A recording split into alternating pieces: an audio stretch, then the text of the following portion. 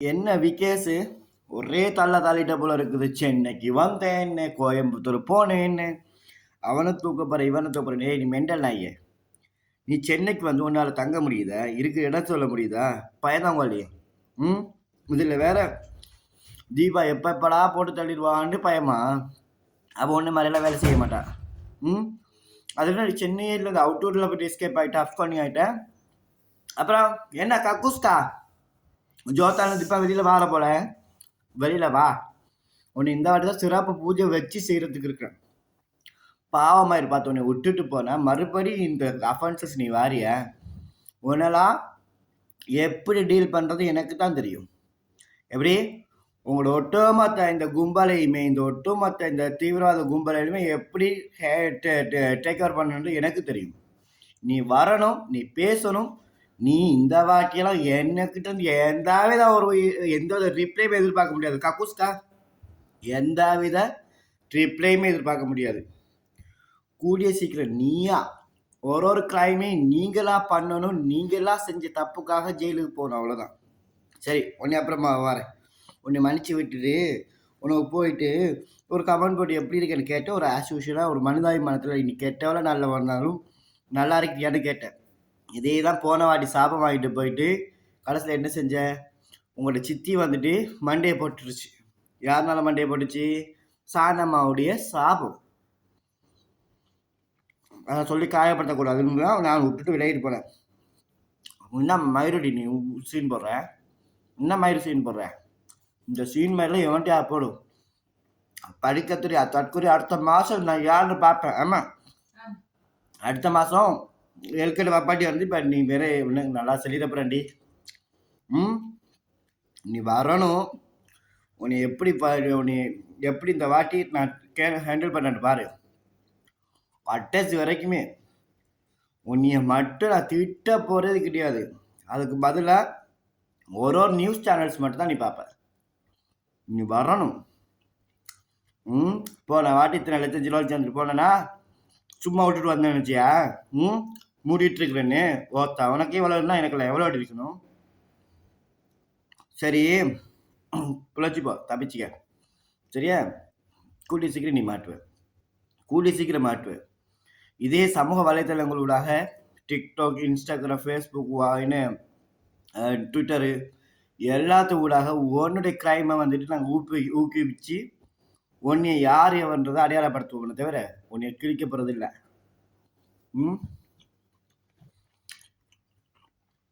ரெண்டு வீக்கேஸ் மேட்ரு பண்ணி ஃப்ராடு. சிக்காவை தூக்கிட்டேன், சிக்காவை பிடிக்கிட்டேன். சிக்காவுக்கு வந்துட்டு சிக்காவை பெயில் எடுக்கிறதுக்கு தீபா வந்துட்டு 5 லட்ச ரூபா பணம் வாங்கினா. என்டி மெண்டல் ஆகிய 5 லட்ச ரூபா உங்களுக்குலாம் சும்மா சாதாரண போய்த்து வாயில் வார்த்தை அடிச்சு விட்றேன். முதல்ல என்கிட்ட பணம் கிடையாது, இப்போ கோடிக்கணக்கில் பணம் வச்சுருக்கிறேன். அப்படியே சரி, 23ஆம் தேதி அருண் கேஸுக்கு வரல. அருண்குமார்ட்ட வாங்கினோம் மனசாட்சியை தொட்டு சொல்லு. 60 சவரன் நகர கோல்டு.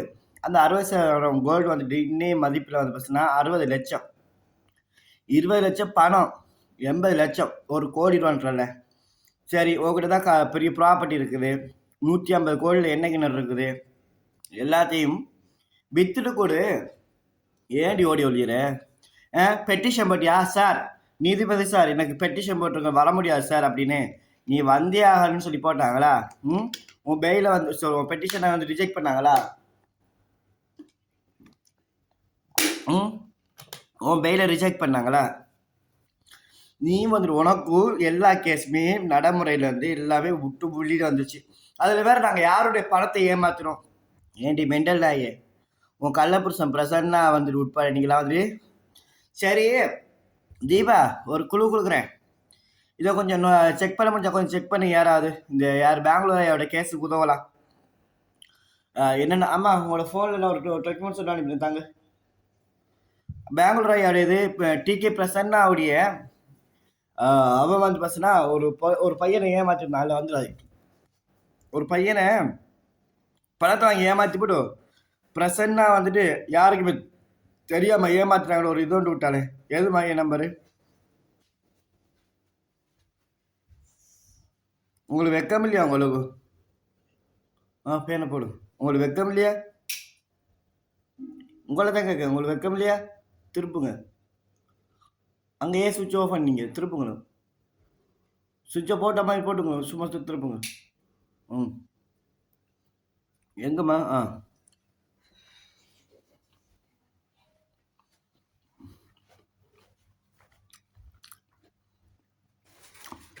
ம்.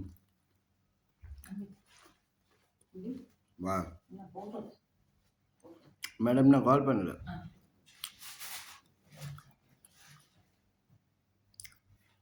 ம். இது யாருடி? இது யாரு? வெயிட் பண்ணு. சரியா? யார் தெரியுமா? இவங்க எல்லாருமே இந்த செய்த குற்றங்கள் எல்லாமே குடும்பங்களா சேர்ந்து செஞ்சுட்டு என்னாடி பண்ணல. உன் பாவா சொன்னாரு, இவங்க ஃபேஸ்புக்கில் போயிட்டு காரிக்காரி துப்புறாங்க, இன்னும் ஒரு ரூபாய் போட மாட்டாங்கல்ல, மக்கள் எல்லாருமே உஷாரு, மக்களே உஷாரு. நான் மேலே குறிப்பிட்ட முகரையில் வசித்து வருகிறேன். என் பெயர் டி.கே. பிரசன்னா வெங்கடேஷ்.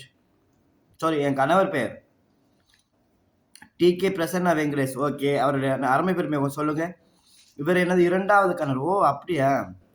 என் முதல் கணவர் கடந்த 10 வருடத்துக்கு முன்னர் விபத்தில் இறந்து விட்டார். என் குடும்பத்திற்கு அறிமுகமான மேற்படி டி.கே. பிரசன்னா வெங்கடேஷ் என்னை இரண்டாவது திருமணம் செய்து கொள்வதாக கேட்டபோது என் குடும்பத்தினர்கள் என்னை அவருக்கு இரண்டாவது திருமணம் செய்து வைத்தனர். எனக்கு 2 குழந்தைகள். பெண் மூத்தவள், அவள் பெயர் மைதிலி. இரண்டாவது மகன் பெயர் சுபாஷ். இவர்கள் இருவருக்கும் எனது முதல் கணவர் ஹரிகுமாருக்கும் பிறந்தவர்கள். இவர்கள் இருவரும். டி.கே. பிரசன்னா வெங்கடேஷ் என் மகள் மைதிலி திருமணம் செய்து வைப்பதாக கூறி பலரிடம் பணம் பெற்று மோசடி செய்துள்ளார்.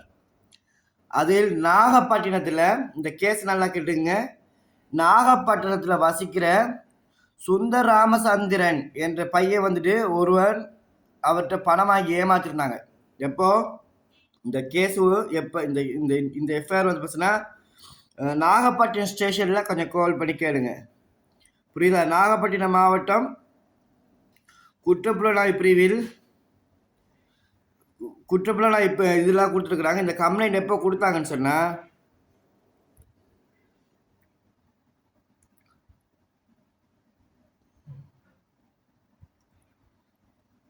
2014. Okay, 2014 September 25.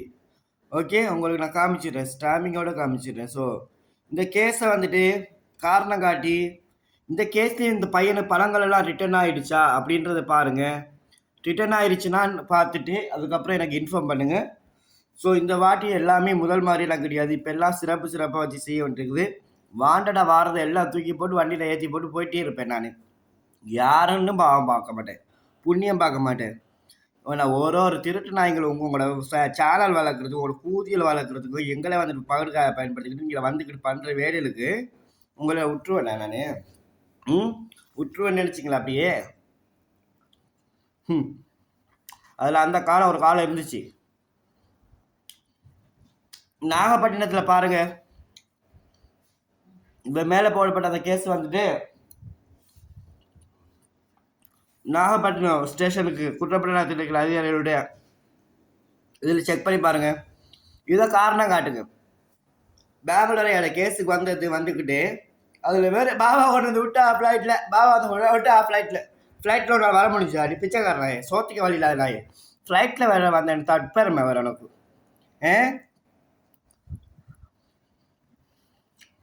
தின்றதுக்கு சோறு இல்லாட்டி உனக்கு தட்பெருமை வந்து கிடையாது. உங்களுக்கெல்லாம் சிறப்பாக இனித்தானே இருக்கு.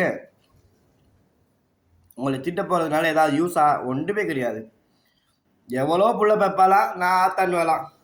இப்படித்தானே நீ சொன்னேன்? இப்படித்தானே சொன்னேன். எவனோ ஒருத்தன் போட்ட பிள்ளைக்கு பிரசன்னா தான் அப்பன்னு நீ சொல்லிட்டு ஊரெல்லாம் ஏமாத்திருச்சுட்டு அதே பிரசன்னா வந்துட்டு உள்ள விட்டான்னு நீ தானே அடி சொல்லி தெரிஞ்ச மூதேவி. நீ தானே அவன் மேலே கம்ப்ளைண்ட் பண்ணியிருக்கிற. பாலியல் ரீதியாக சீண்டல் பண்ணா, அப்படி பண்ணா, இப்படி பண்ணான்னு சொல்லி நீ தானே கம்ப்ளைண்ட் பண்ணியிருக்கிற.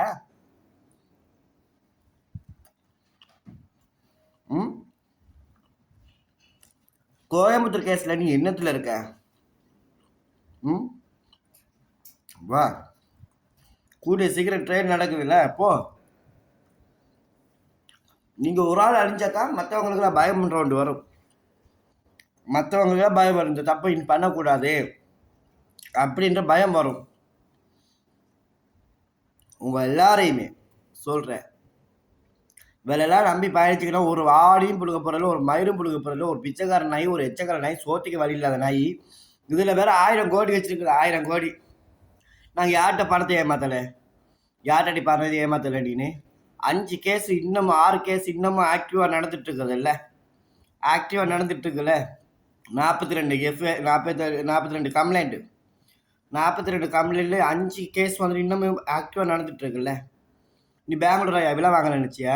பெங்களூர் வெறும் 10 லட்சம். ஏண்டியோ உங்களுக்கு எச்சக்கார நாய்ங்களா? 70 லட்சம் ரூபா பணத்தை வாங்கி ஆட்டையை போட்டுட்டு உங்களுக்கு 10 லட்சம். பெரிய தொழிலதிபர். பிச்சைக்கார நாயே, பிச்சைக்கார நாயே, நீ எல்லாம் வரணும். உங்களையும் சிறப்பாக வச்சு செய்ய. நான் யார் யாரில் வண்டியில் இருக்கீங்களோ வாண்டட்டா வாங்க. உங்கள் எல்லாரையும் கத்துறதுல எந்த யூஸுமே இல்லை. ஒரு நியூஸ் சேனல்ஸ்லையுமே போட்டு உண்மைத்தன்மையை வெளிப்படுத்தி உங்களோட ஒட்டுமொத்த மக்களுக்குமே இதை விழிப்புணர்வு ஏற்படுத்துவதை தவிர உங்களெல்லாம் திட்டுறதோ கேவலமாக பேசுகிறதோ இதெல்லாம் நடக்க போகிறது கிடையாது.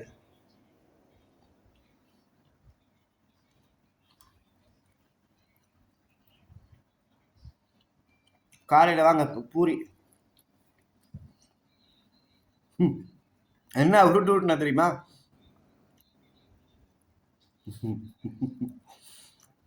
மேடம், ஏய் பல்லு, ஏய் பல்லு, நல்ல ஒரு லாயர் வச்சு பேசிக்கிறேன். நீ வா, நீ எந்த லாயர் வேணும்னாலும் வச்சுக்க. ஏன் இதுக்கு முன்னாடி சக்ரியா வச்சிருந்திய?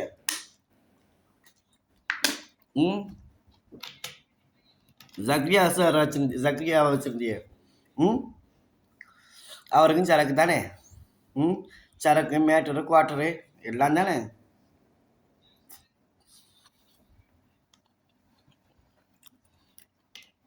அல்ல ஆகுனா யார?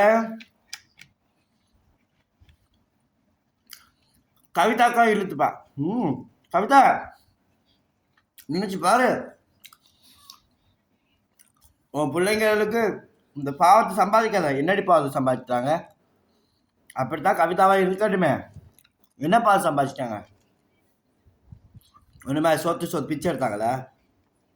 இல்லை எவன்டா அதை ஏமாத்தினாங்களா? இல்லை புடிங்கி தின்னாங்களா? ஒரே நேரத்தில் அதில் 15 மாப்பிள்ளை நிச்சயதார்த்தம் பண்ணி 15 மாப்பிள்ளைட்டு பணம் வாங்கி ஏமாத்தினாங்களா? அதில் வேற பிகேஸ் மேட்ரிமோனியல் கேசஸில் எல்லாத்துலேயுமே எல்லா கேஸும் குவாஸ் ஆகிடுச்சு. அருண்குமார் கேஸில் டம்மி சுச்சிபி. இப்போ அருண்குமார் கேஸ் தான் நீ வந்திருக்கிற. நீ ஒன்றும் அங்கே மதுரை போயிட்டு ஒரு முடுகலை, ஒன்றும் முடுகலை. நீ பெயிலுக்கு பணம் எடுக்கிறதுக்கு, பெயில் லாயருக்கு கொடுக்குறதுக்கு பணம் இல்லாமல் ஓடி தெரிஞ்சது எனக்கு தெரியும். புரியுதா? எப்படி லாயருக்கு பணம் கொடுக்கறதுக்கு பணம் இல்லாமல் ஆண்டு சீனா போட்டுக்கிட்டு வேற யாரு? அந்த ஆர்மி, மக்கள் பார்வை ஆர்மிட்டு ஒருத்தி வருவாவே, அந்த அக்காட்ட கால் பண்ணி 1 லட்சம் நீ கேட்டியா? 1 லட்சத்தை கேட்டியா இல்லையா? அவங்களும் உனக்கு 50,000 அனுப்பிச்சு கொடுத்தாங்களா இல்லையா? சொல்லு சொல்லு. எனக்கு எது எப்படி தெரியும்? எனக்கு எப்படி தெரியும்? உன் வாய் இருக்குல்ல, உன் வாயினால தான். அதில் வேற 5 லட்சம் கொடுத்த தீபா 5 லட்சத்தை வாங்கினா, அங்கே வந்துட்டு சத்யாவுக்கு 2 லட்சம் கை மறைச்சிது. சத்யா எதுக்கு நீ இன்னொன்று சொல்ல மறக்குது. சத்யா எதுக்கு ப்ரைவசி கம்ப்ளைண்ட் கொடுத்தா, சாரி ஸ்ட்ரைக் கொடுத்தா? டிலெக்ஷன் கொடுக்கணும். ஆனால் என்ன மாதிரி டிலெக்ஷன் கொடுக்கணும்? அது அவருடைய சொந்த வீடியோ, அவருடைய உழைப்பு, அவளுடைய நேரம், அவளுடைய இன்டர்நெட்டை போட்டு அவள் போட்டு வீடியோ போட்டு இதாக பிரச்சனைன்னு சொன்னால் அவள் வந்து ப்ரைவேட்டில் போட்டு வச்சுருக்கிறான்னா, நீ என்ன மாதிரி தூக்கி போட்டு போட்ட? நீ என்ன மாதிரி தூக்கி போட்டு போட்ட? நீ அவள்கிட்ட பெர்மிஷன் கேட்டியா? சத்யா நான் இதை போடுறேன் அப்படின்னு சொல்லி அவள் அனுமதி கொடுத்தாளா? அப்படின்னா நீ பேசுறதுக்கு ரைட்ஸ் இருக்குது. அவள் உனக்கு அனுமதி கொடுக்கவே இல்லை. அந்த வீடியோ தேவையில்லைன்னு சொல்லி அவள் ப்ரைவேட் போட்டான். அப்படி இருக்கும்போது அவளோட அனுமதி இல்லாமல் நீ சத்யாவுக்கு கூட்டி கொடுக்குறேன் காட்டி கொடுக்குறேன்னு போயிட்டு சத்யாவுக்கு உதவி செய்கிற 2 பேரில் நீ என்ன செய்ய பார்க்குற? உன்னுடைய வில்லங்கத்தனத்தை அவளுக்கு தெரியும். அவள் இன்னைக்கு நேரத்தை அனுப்பப்பட்டதில் ஒன்னால அவள் அந்த பொண்ணு அசிங்கப்பட்டது அந்த பொண்ணுக்கு தெரியும்.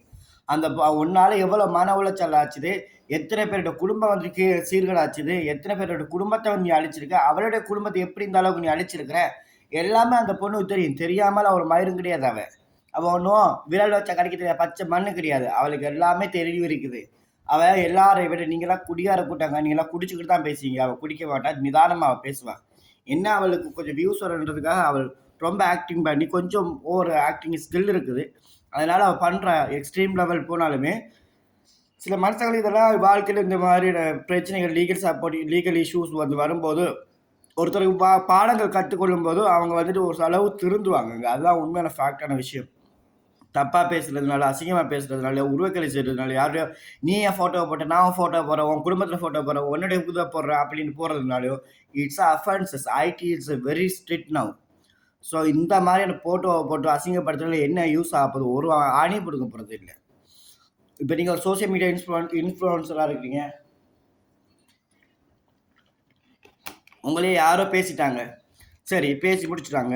அப்போ அதுக்கு நீங்கள் என்ன செய்யணும்? சட்டப்படி நீங்கள் என்ன செய்யணும்னா, நீங்கள் முதல்ல ஒரு அட்லீஸ்ட் நீங்கள் ஒரு இமெயில் அனுப்பியிருக்கணும். குற்றப்புலனாய்வு திணைக்கள அதிகாரிகளுக்கு ஒரு இமெயில் அனுப்பியிருக்கணும். சரி, குற்றப்புலனாய்வு திணைக்களத்துக்கு வந்துட்டு ஒரு இமெயில் அனுப்பியிருக்கணும். அதாவது சைபர் கிரைம். அதுக்கு அடுத்தது உங்களுடைய அருகாமையில் இருக்க போலீஸ் ஸ்டேஷனில் ஒரு கம்ப்ளைண்ட் கொடுத்துருக்கணும். அது பண்ணீங்களா? இன்னும். அப்போ அப்படி இருக்கும்போது எத்தனை விஷயங்கள்ங்க, எத்தனை விஷயங்களை பார்க்க முடியும். இந்த மாதிரி அஃபென்சஸ் பண்ணும்போது கண்டிப்பாக வந்து ஃப்ரீக்வெண்ட்டாக வந்து வரக்கூடிய அஃபென்சஸ் வந்து இதெல்லாம் தப்பு. நம்ம உங்களை அசிங்கப்படுத்தாங்க, உருவக்கடி பண்ணுறாங்கிறதுக்காக நம்ம ஒருத்தராக நம்ம என்ன மாட்டி விட்டுறக்கூடாது. ஏன்னா தேவையில்லாத பிரச்சனை செய்யும்போது இது கண்டிப்பாக வந்து அவங்க தான் இதை ஃபேஸ் பண்ணணும். புரியுதா? நம்ம ஃபேஸ் பண்ணுறதுல எந்த யோசனையுமே கிடையாது. அவங்க தான் அவங்கள ஃபேஸ் பண்ணணும். அவங்க தான் இந்த பிரச்சனைகளை வந்து தீர்க்கணும். நீங்கள் தான் இதுக்கு ஒரு முக்கியத்துவமான விஷயங்கள் வந்து நீங்கள் எப்படி பேசுறீங்களோ அதோடைய எல்லா இதுக்கும் ரெஸ்பான்சிபிலிட்டி உங்களுக்கு மட்டும்தான் இருக்குது, வேறு யாருக்குமே கிடையாது.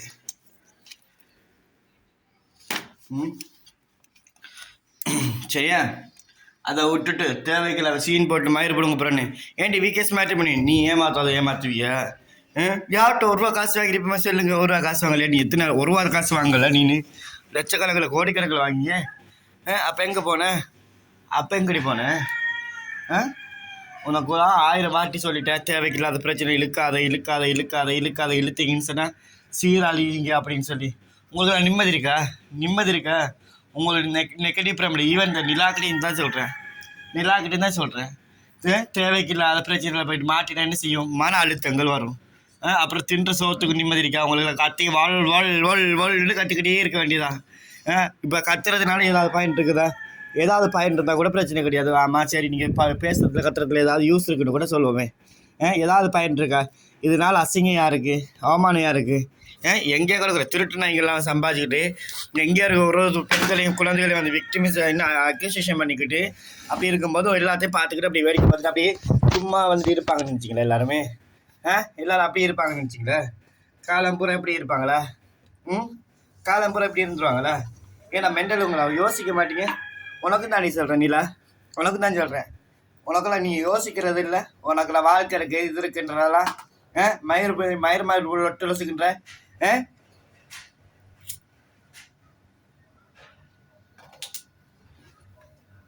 உங்களுடைய அதாவது ஒருத்தர் அகம்பாவத்தில், அதாவது ஒருத்தன் எவ அகம்பாவம் பண்ணுறானா அவனை ஒட்டுமொத்தமே அழிக்கிறது கர்மா. நீயும் ஒன்று நல்லவ கிடையாது, நீ பண்ணாத வேலை கிடையாது. எத்தனை குழந்தைகள்லேருந்து, எத்தனை பெண்கள்லேருந்து, எத்தனை அனிமல்ஸ்லேருந்து, எத்தனை இதுலேருந்து உன்னுடைய ஒட்டுமொத்த கிரைமும் வந்துட்டு எந்த அளவுக்கு பண்ணியிருக்கிறீங்க. உன்னைய கோர்த்து விட்டா இவளுக்கு தப்பிச்சுக்கலான்னு நினச்சிக்கிறியா? இங்கே பார், இந்த நீ இடையில வண்டியில் வந்து ஏறினாலும் ஒன்றினா ஒரு போதுமே கிடைக்க போகிறது இல்லை. அதுக்கு மாறாக வேறு செயற்பாடு தான் இருக்குது. அதுக்கப்புறம் ஐயோ அம்மா கதறி எந்த யூஸும் கிடையாது. நீ அதுக்கு முன்னாடி நான் சொல்கிறத புரிஞ்சுப்பேன் நினைக்கிறேன். யாருமே தேவையில்லை அப்படின்னு சொல்லிட்டு விட்டு உங்களை எல்லாம் பாவம் சொல்லிட்டு நான் விட்டுருப்பேனே. இன்னமும் திமுறிச்சு நான் உங்களுக்கு இருந்தால் ஒன்றும் செய்ய முடியாது. நான் இந்த வாட்டியெல்லாம் எந்த இது குளறதெல்லாம் வாய்ப்பே கிடையாது. டைரெக்டாக எங்கே வந்து நிற்பேனோ அங்கே வந்து நிற்பேன். அங்கே வந்து நிற்பேன். சட்டப்படி நீ ஃபேஸ் பண்ண ரெடியாக இருந்துங்க. நீ என்ன பண்ணிட்டு இருக்க, என்ன பண்ணின, எல்லா விஷயமே எங்களுக்கு தெரியும். புரியுதா? நீ போனோமா, நிம்மதியாக இருந்தோமா, நல்ல ஒரு விஷயத்தை பேசியா, உன் சேனல்ஸில் வச்சு வச்சுக்கியா, சேனல்ஸில் வந்து நடத்து. எல்லாத்தையும் நடத்த வேணாம், யாரும் சொல்ல கிடையாது. நீ யாருன்றதே எங்களுக்கு தெரியாது. நீ வாண்டடா வண்டியில் ஏறிட்டு ஒருத்தரையும் வந்து பேசிட்டு இருக்கிற. நான் உனக்கு அப்பயும் சொல்கிறேன், கூட பிறந்த ஒரு அக்காவா தங்கச்சி அவனுக்கு சொல்லியிருந்தேன் அப்பவே. நீ தங்கச்சிலாம் கிடையாது, அக்கா தான். சரியா? அதனால் உனக்கு அப்பவும் நான் உனக்கு சொன்னேன். அவ்வளோ கிரைம் பண்ணும்போதும் சொன்னேன். இந்த கிரைமெல்லாம் தூக்கி கை விலகுது யாருக்கு இருக்க வாரு